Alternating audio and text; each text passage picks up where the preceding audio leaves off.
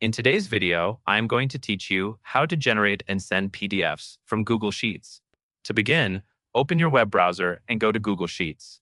You can get there from the Google Apps menu or by typing Google Sheets into your address bar and selecting the official site.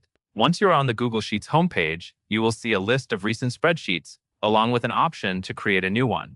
Next, click on the spreadsheet you want to turn into a PDF.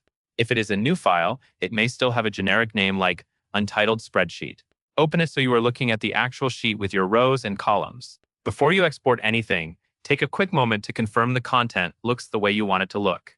If you are sharing this PDF with someone else, clear formatting and readable spacing make a big difference. Now click and drag to highlight the area you want included in the PDF. This is important because exporting without selecting the right content can result in extra blank space, missing sections, or pages that are too wide.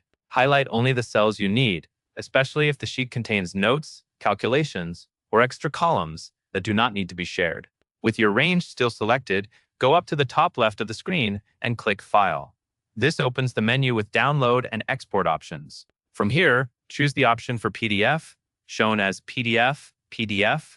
This tells Google Sheets you want to create a PDF version of your sheet content. After selecting PDF, you will be taken to the export screen where Google Sheets prepares the file. Review the preview if it appears, and make sure the highlighted area is what you intended to export. When everything looks correct, click Export. Google Sheets will generate the PDF and download it to your computer. Once the file is downloaded, you can attach it to an email or share it through your preferred method, just like any other PDF. That covers everything you need to know.